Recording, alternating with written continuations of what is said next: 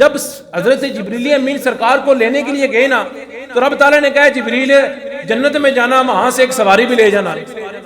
وہ آئے جنت میں، سارے براق، جنت کی سواریوں کو براق کہتے ہیں، وہ سارے براق ایک سائڈ پہ کھڑے ہیں، لیکن یہ سارے تگڑے تگڑے براق تھے. ایک میرے جا معصوم جا ادنا جا فقیر جا براق نے سائڈ تے لگ کے رو رہا ہے. جبریل ڈائریکٹ اس کے پاس کہتے ہیں سارے تے خوش نے کہ سانو لے کے جاؤ، اگے اگے ہو رہے ہیں، تو کیوں رو رہے ہیں؟ وہ کہتے ہیں ہم نے سنا ہے جو روتا ہے اس کی بگڑی بن جاتی ہے، جو روتا ہے اس کی بات بن جاتی ہے، تو میں اس لیے رو رہا ہوں. تو جبریل کہتے ہیں نہ رو، تیری گل بن گئی ہے، آ جا ساڈے نال. جبریل امین نے اس براق کو لیا، سرکار کے پاس آ گئے. سرکار باہر تشریف لائے. جبریل امین کہتے ہیں یا رسول اللہ آپ کی سواری مبارک، آپ سوار ہوں اس پہ. میرے آقا حضور نبی کریم صلی اللہ علیہ وسلم نے پہلے براق نے دیکھا، براق خوش ہوا، مچلا. اب میں ایک ادنا سا نوکر ہوں خادم حسین رضوی صاحب کا. جب ہم ان کو دیکھتے تھے نا، پھر وہ جو کیفیت ہم پہ طاری ہوتی تھی وہ میں الفاظ میں بیان نہیں کر سکتا.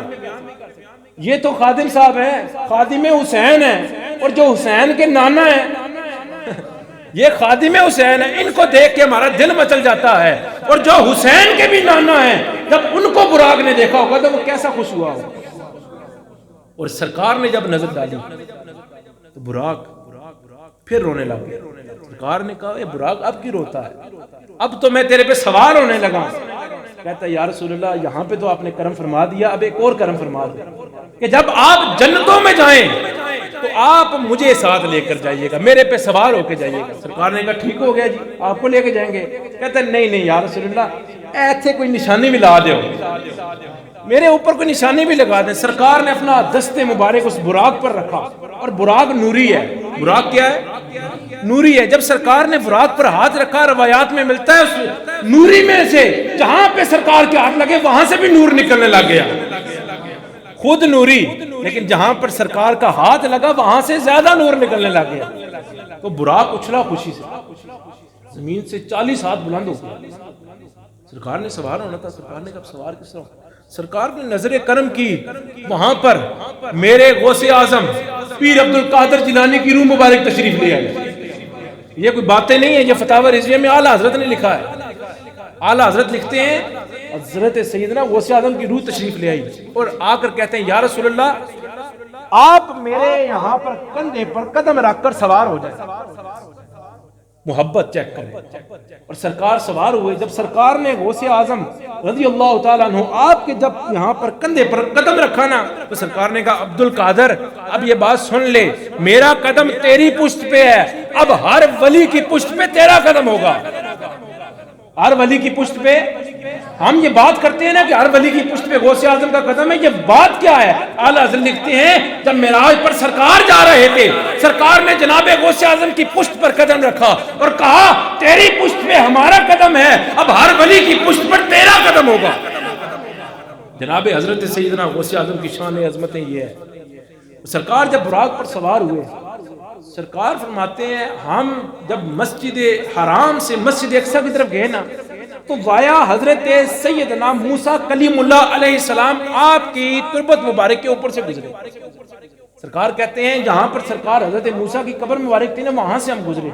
تو سرکار کہتے ہیں میں نے دیکھا کہ جناب حضرت موسیٰ کلیم اللہ قبر میں کھڑے درود و سلام پڑھ رہے ہیں، یا نبی سلام علیہ کا پڑھ رہے ہیں.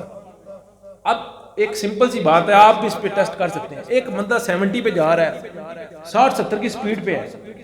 بندہ سپیڈ میں ہوتا ہے تو قریب کھڑا والد بھی ہو نا وہ بھی سلام کریں. ہم اپنے فوکس رکھتے ہیں اور ہم جا رہے ہوتے ہیں. شام کو پھر والد صاحب سے معذرت کرتے ہیں ابا جی میں تمہیں ویکھیا نہیں. 60 کی سپیڈ سے ہو تو بندہ والد کو اندیکھا کر دیتا ہے، مطلب نظر نہیں آتا اتنی سپیڈ میں. اور یہ براق تو نکلا ہی برق سے ہے، بجلی سے. بجلی سے رب تعالیٰ نے بنایا. اور یہ بجلی یہ نہیں، یہ الیکٹریسٹی نہیں انسان کی بنائی ہوئی نہیں بلکہ رب کی بنائی ہوئی. رب نے کہا ہم نے اس کو بجلی سے بنایا. اور رب کی شانیں کیا ہیں؟ اور براق کی شان کیا تھی؟ جہاں پر براق کی نظر جاتی تھی وہاں اس کا قدم جاتا تھا.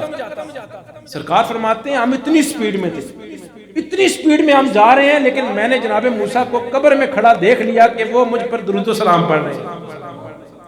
حدیث پاک میں لفظ صلاۃ آیا ہے. لوگ بعض کہتے ہیں نہیں نماز پڑھ رہے تھے. میں نے کہا ایک بات بتا، کون سی نماز پڑھ رہے تھے؟ فجر کی پڑھ رہے تھے، ظہر کی، عصر کی، مغرب کی، کون سی پڑھ رہے تھے؟ کہتے جی میں نے کہا اس ٹائم تو جب سرکار آرام فرما رہے تھے نمازیں تو ختم ہو گئی تھی، لیکن پھر کیوں آپ نے کہا کہ صلات پڑھ رہے ہیں، نماز پڑھ رہے ہیں؟ کون سی پڑھ رہے ہیں؟ وہ کہتے ہیں نفل پڑھ رہے تھے۔ میں نے کہا ایک بات بتا، تیرے گھر میں پیر آئے ہوں، مہمان آئے ہوں، تو کیا تو سائڈ پہ کھڑا ہو کے نفل پڑھے گا یا ان کا استقبال کرے گا، ان کو خوش کرے گا؟ تو میں نے کہا یہ تو سرکار نبی کریم صلی اللہ علیہ وسلم کی شان ہی نہیں ہے۔ جب سرکار گزرے تو جناب حضرت موسیٰ قبر میں کھڑے یہ پڑھ رہے ہیں کہ مصطفیٰ جان رحمت پہ لاکھوں سلام، یا رسول اللہ آپ کی شانیں اور عظمتیں کیا ہیں، ہم بھی آپ پر درود بھیجتے ہیں، آپ ہمارے بھی امام ہیں۔ اور جب سرکار کہتے ہیں ہم مسجد اقصیٰ میں پہنچے نا، تو وہاں جب پہنچے تو وہاں پر دیکھتے ہیں جناب موسیٰ وہاں پہ بھی موجود ہے، وہاں پہ پہلے گئے، میں تو قبر میں بھی دیکھا، آگے جا کے دیکھتے ہیں تو مسجد اقصیٰ میں موجود ہے۔ اب کچھ عقل کے اندر، عقل سے پیدا لوگ یہ کہتے ہیں دیکھا جی اس کا مطلب یہ ہویا جناب موسیٰ دی سپیڈ زیادہ ہے، ساڑھے نبی بعد پہنچے ہوتے پہلے پہنچے ایسے۔ میں نے کہا نہیں، عقل کے اندر اس میں بھی دو باتیں ہیں، ایک رب تعالیٰ نے بتایا کہ نبی یہاں پہ بھی موجود وہاں پہ بھی موجود، یہ تو حاضر و ناظر کا مسئلہ حل ہو گیا کہ نبی تو وہ ہوتا ہے جو ہر جگہ پہ موجود ہوتا ہے۔ اور دوسری بات کیا ہے، سرکار سوار ہے براق پر، براق کی رفتار یہ ہے جہاں نظر جاتی ہے وہاں پر اس کا قدم جاتا ہے، تو آپ ایمان سے بتائیں یہ براق کی رفتار ہے، جناب موسیٰ اس سے بھی پہلے گئے، تو پتہ چلا براق سے بھی سپیڈ زیادہ جناب موسیٰ کلیم اللہ کی ہے۔ جب جناب موسیٰ کی شانوں کا کمال یہ ہے، میرے آقا کی شان کیا ہوگی؟ میرے آقا تو جناب موسیٰ کے بھی امام ہیں۔